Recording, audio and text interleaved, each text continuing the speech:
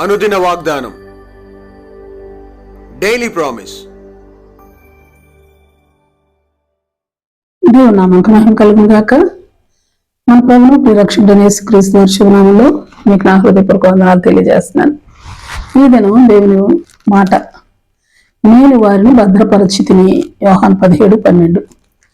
నేను వారి యొద్ద ఉండగా నీవు నాకు అనుగ్రహించిన వారిని నీ నామమందు కాపాడితిని, నేను వారిని భద్రపరిచితిని గనుక లేఖనము నెరవేరినట్లు నాశన పుత్రుడు తప్ప వారిలో మరి ఎవరును నశింపలేదు అని ప్రభువారు తండ్రికి చేస్తూ తన ప్రార్థనలో జ్ఞాపకం చేస్తా ఉన్నారు.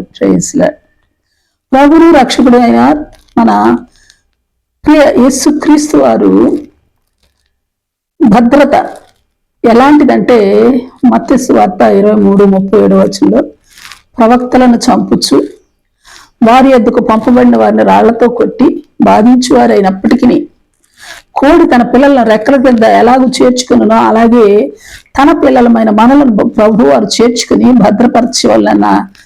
భద్రపరచవాలని ఇష్టపడతా ఉన్నారు. నిర్మాకాండం 19:4 చూస్తే, అలనాడు దేవుడు తన ప్రజలను గద్ద రెక్కల మీద మోసి తన యొద్దకు ఎలాగో చేర్చుకుని భద్రపరిచినాడో అన్న విషయాన్ని మరి మోషే భక్తులు దేవుని ప్రజలైన ఇశ్రాయేలుకు జ్ఞాపకం చేస్తా ఉన్నారు. ద్వితీయోపదేశకాండం 32:10-12 భీకర ధ్వని గల పాడైన ఎడారిలోను అరణ్య ప్రదేశంలోను తన స్వాస్య భాగమైన వారిని కనుగొని ఆవరించి పరామర్శించి తన కనుపాప వలె వారిని కాపాడి భద్రపరిచిన దేవుడు. మలకి 4:2 ఆయన నామమునందు భయభక్తులు గల వారికి మన దేవుని రెక్కలు ఆరోగ్యము కలుగు చేసి భద్రపరచు దేవుడు మన దేవుడైన యెహోవా. కీర్తన 91 మహోన్నతిని చాటు సర్వశక్తిని నీడ ఎంత ఆశ్రయమును ఎంతటి కోటగాను ఉండి భద్రతనిస్తున్నాడు అని యెహోవాను గురించి చాలా చాలా అద్భుతమైన రీతిలో భక్తుడు అనేక విషయాలను ఈ కీర్తన భాగంలో తెలియజేస్తా ఉన్నాడు. వేటకాని గురి నుండి విడిపించి నాశనకరమైన తెగులు రాకుండా రక్షించి తన రెక్కలతో కప్పి ఆయన తన రెక్కలను ఆశ్రయంగా నిలిపి రాత్రి వేళ కలుగు భయాలు, పగటి వేళ ఎగురు బాణాలు, చీకటిలో సంచరించే తెగుళ్ళు, మధ్యాహ్నం ముందు పాడు చేయ రోగాలు ఏవి మనల్ని కబళించకుండా ఆయన తన రెక్కలను ఆశ్రయంగా నిలిపి భద్రపరచు దేవుడై ఉన్నాడు. ఇంకా ఏమంటే, మహోన్నతుడైన దేవుడే మన నివాస స్థలంగా చేసి ఏ అపాయము రాకుండా, ఏ తెగులు మన గుడారాన్ని సమీపించకుండా, మన పాదాలకు రాయి తగులకుండా, మన మార్గాల్లోనూ మనల్ని కాపాడటానికి వారి చేతుల మీద మనల్ని పట్టుకుంటకును తన దూతలను అరేంజ్ చేసి మనకు భద్రతను కల్పించేవాడు మన దేవుడు. సింహాలైనా, నాగుపాములైనా, కొదమ సింహాలైనా, భుజంగాలైనా వాటిని అనగదొక్కేంతటి శక్తిని మనకి ఇచ్చి మనలను బలపరిచి భద్రపరిచేవాడు మన దేవుడు. ఇంకా చెప్పాలంటే, మనల్ని భద్రపరిచి మనల్ని తప్పిస్తాడు, మనల్ని ఘనపరుస్తాడు, మనకు ఉత్తరమిస్తాడు, మన శ్రమల్లో మనకు తోడై ఉంటాడు, మనల్ని విడిపించి గొప్ప చేస్తాడు, దీర్ఘాయుతో తృప్తిపరుస్తాడు, రక్షణను అనుగ్రహిస్తాడు. ఈ విషయాలను మనం గమనించినట్లయితే అన్ని పరిస్థితుల్లో, అన్ని రంగాల్లో, అన్ని విషయాలు ఏ విషయాల్లో మనకు భద్రత అవసరమో అన్నింటిలోనూ సంపూర్ణ భద్రతనిచ్చి కాపాడువాడు మన దేవుడు.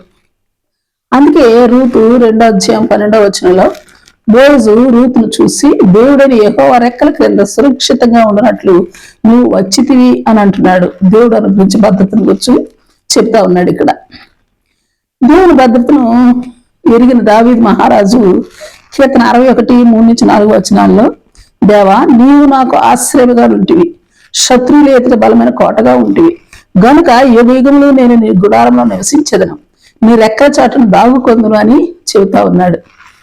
అలాగే 17వ కీర్తన 8వ ఒక్కడు తన కనుపాపను కాపాడుకున్నట్లు నన్ను కాపాడుము, నన్ను లయపరచగోరు దుష్టులను పోగొట్టి కాపాడుము, నన్ను చుట్టుకొని నా ప్రాణ శత్రువుల చేత చిక్కుకుండాను నీ రెక్కల నీడ క్రింద నన్ను దాచుము అని ప్రార్థిస్తా ఉన్నాడు. అవును, మనము వాటి ప్రార్థనలకు సమాధానం పొందుకుంటూ అట్టి భద్రతను అనుభవిస్తూ ఉన్నాం గనుక 63వ కీర్తన 4-7 దావీదు చెప్పినట్లుగానే, కాగా నా జీవితకాలం అంతా నేను ఇలాగున నిన్ను స్తుతించదను, నీ నామం బట్టి నా చేతులు ఎత్తేదను, మరి కృతజ్ఞత ఉత్సాహదని చేసేదను, ఎందుకంటే నీ రెక్క చాటును శరణు వచ్చి భద్రపరచబడిన గాను వారము గనుక. అయితే ప్రాముఖ్యమైన విషయం ఏమిటంటే యోహాను సువార్త 17:12 ప్రభువు చెప్పినట్లుగా నాశన పుత్రులు మాత్రమే ప్రభువు అనుగ్రహించి భద్రతను కోల్పోతారు. ప్రార్థన చేస్తున్నాం.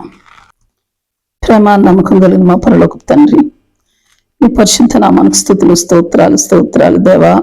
మీరు మాకు అన్ని వేళలా, అన్ని పరిస్థితుల్లో, అన్ని స్థితిగతుల్లో మీ నామంలో అనుగ్రహిస్తున్న కాపుదలను బట్టి, భద్రతను బట్టి కోట్లాది వందనాలు, స్తోత్రాలు దేవా.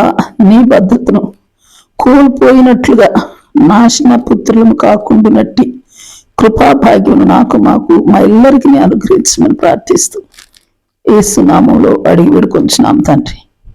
ఆమేన్. Praise Lord. రేపు మరొక వాగ్దానంతో కలుసుకుందాం.